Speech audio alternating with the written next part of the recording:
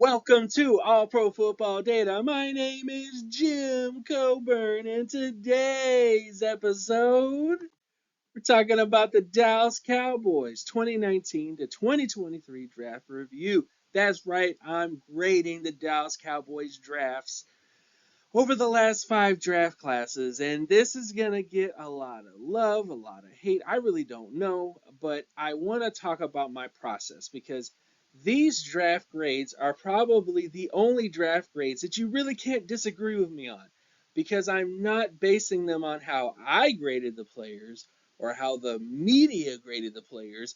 It's based on how they actually performed on the football field. Everybody tells you you can't grade the draft until they end up on the football field. These they haven't even taken a snap, and you're already saying that they're not going to make it. Guess what? This is based on how they performed on the football field. So I'm going to tell you how I did it. All right. So this is what I did. I did a real approximate value score. You take a career approximate value grade from Pro Football Reference. So if you know Pro Football Reference, they do the approximate value score. This is a score that takes into account things like starts, Pro Bowl, All Pro considerations, different stuff like that. You can learn more about it there. But I take that number, I divide it by the total number of seasons that that player played to give an average approximate value, and then I transform that average value into a percentile score, ranking all the prospects from best to worst to give you a real approximate value of that prospect. How good were they really on the football field? That's what that score does. Then I did a draft approximate value score. So I took the career approximate value grades from Pro Football Reference. I divided by the total approximate value by the number of seasons played, add all those real approximate value picks by draft selection, and divide by total number of prospects to give the draft approximate value score. So essentially, I took every single prospect that was taken with the first pick. I looked at all their approximate values, added them all up to give an average, and then I graded all those selections to give you what is expected. So if you randomly took a player in the first round, if I just put all the names of all of the players that were drafted at, say, pick 14 in the first round, and you took it out of a hat, what would be the average approximate value of all those names? That is what that number is. It's basically a draft approximate value score.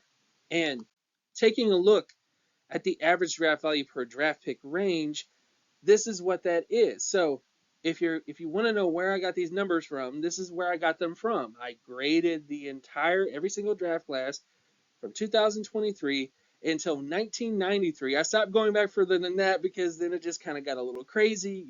I can't compare draft classes from back then because they had way more rounds, way more picks in those particular eras of the draft. And I will definitely do a retroactive kind of grade on those. But for right now, we need to look at what these teams were based on this era of football that we're in right now. And taking a look at this stuff.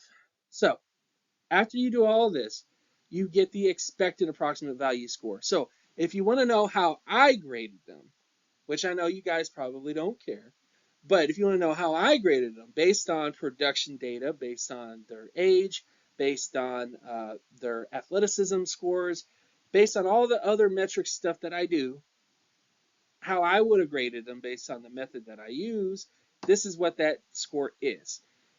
It's the expected approximate value score, which again is different from the real score and what the average score is, but it definitely is there just to kind of give some credibility that I do know data stuff and you can kind of see what those scores are. But anyways, let's get to some limiting factors. So before we actually get into the grades, limiting factors. Limiting factors are things that you can't really anticipate in the data. So one thing that you can't really anticipate is the coaching of the team can affect the development or lack of development of prospects. So you could have a guy who was not really that productive in college and end up on a team where he gets the right coaching, he gets the right supporting cast, and he ends up becoming a really great player at the next level. You could also have a player who was really productive in college and goes to a team that's just terrible, that doesn't have good coaching, and then he ends up falling off the face of the earth. That also can happen. Another limiting factor is the publicity of the media market can influence perception of a prospect. What do I mean by this? Well, if the prospect goes to a big time media market like Dallas or New York or LA or other places where they get a lot of publicity, their prospects might get more pub, and that could increase how people view them, their perception of them, even though they may not really be as productive as they really are. The publicity kind of raises up their status a little bit. So that's another thing to look at. And then the last limiting factor, which I think everybody knows, is injuries, draft status, and psychological profiles can also influence NFL outcomes. So injuries are something you can't really predict. Draft status is something you can't really predict. Psychological profiles is also something that you can't really predict in terms of, at least not right now. But things like that are kind of hard to kind of look at. So those are the limiting factors to this. So these are the things that can influence everything. So take with it as you will. Now, going to the actual grades of all 5 draft classes of the Dallas Cowboys. The Dallas Cowboys have been inconsistent drafters over the last 5 seasons. I'm going to be an extremely hard grader on them. And the reason why is because I have the data to back it up. I can go back and grade this team based on every single draft class since 1993 to see how well they did. I'm not just going to give them a C grade or a B grade or an A grade just to appeal the fan bases here. I'm going to give you how they actually performed against every team who drafted since 1993. Not every team is going to get an A in the draft, guys. Not every team is going to get a B in the draft, guys. Not every team is going to get a high quality grade. So that just is what it is. But the Cowboys have not been terrible. The Cowboys have finished 16 out of 32 compared to all 32 teams in that time span. So from 2019 to 2023, the Dallas Cowboys were average. Now, I know what you guys are going to think. What do you mean average? They have Micah Parsons, and they have CeeDee Lamb, and they have all these other great prospects, which is true. But when you actually look at pick for pick in terms of how they performed, the Cowboys have actually not been that great at drafting to a certain extent compared to all the other players in the past. So they've had some great drafts, they've had some bad drafts, and of course, disclaimer, all grades are subject to change as prospects develop in the future. So that's one thing that I need to add to this is that prospects taken in 2023, 2022, 2021, they could improve and put up gang numbers and really help themselves out. Devontae Adams, for example, was a prospect that really didn't put it all together until a couple years down the line. So that definitely is something to look at in terms of evaluation. So starting with the 2023 class of the Dallas Cowboys, 2023 was by far their worst draft class, but this is subject to change over time. Most 23 classes actually scored poorly unless prospects performed well in their rookie season. So if they didn't really see the field much, if they weren't a starter the first year that they were on the team, that can affect this number.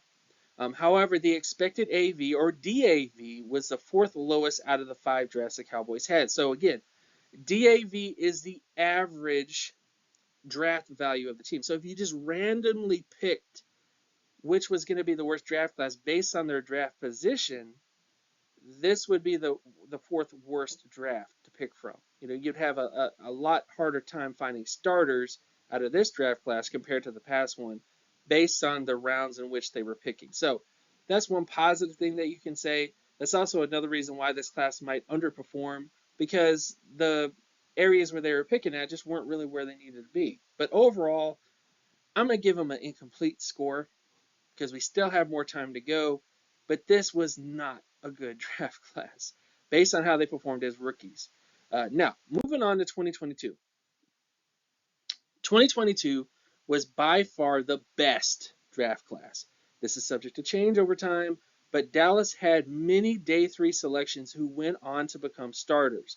Tyler Smith, of course, ended up becoming a really great player, all-pro consideration. Deron Bland also became an all-pro selection as well. This class vastly outperformed other draft classes based on the impact on where the prospects were taken. So this is an example of what I mean of what an A-plus draft looks like. You take a guy in the 5th round and he becomes an all-pro player. You take a guy in the 5th round like Damon Clark, ends up putting significant contributions as well. Jake Ferguson, significant contributions. Tyler Smith, you hit the pick at pick 24. Good on you, because the average approximate value of players taken at that spot is 89. And he scored a 98 in terms of his real AV value. So this is what a great draft looks like, guys. You got multiple starters, you got multiple contributors that are doing really well. There's some other prospects in here like Sam Williams and Jalen Tolbert who still have time to develop, so we'll see how they turn out. But this is what a A-plus draft looks like. So before you start hating on me, this is what it looks like. Now, moving on to the next draft class. 2021 may be considered one of their best drafts due to the selection of Micah Parsons. But the overall draft was not good. Out of the 11 prospects taken in that draft, only 2 became significant starters. Parsons is the best prospect out of all the prospects the Cowboys took from 2019 to 2023 in terms of his approximate value. However, the overall class, guys, was not where it needed to be. For that reason, I'm going to give them a F. And I know a lot of you guys are going to be like, F? What do you mean an F? We got Micah Parsons, which is true. You got Micah Parsons. You got a special player. But out of all the other players that you guys took, they're not special. You know, you've got 1 out of 11 guys that was great. So it's just not that great of a draft class. So again, from the logic from the scoring system that I made, that's why they did what they did. If you disagree with it, disagree with it. But that is how they tested. Now, moving to 2022, this draft class was actually a lot better. 2022 was the second best draft class that Dallas had from 2019 to 2023. Dallas had 3 significant starters come out of that draft, with 2 All-Pro selections in CeeDee Lamb and Trayvon Diggs. This class also vastly outperformed other draft classes based on the impact and where the prospects were taken. And the overall grade for this class would be a B+. So again, this is an example of what a good draft class looks like.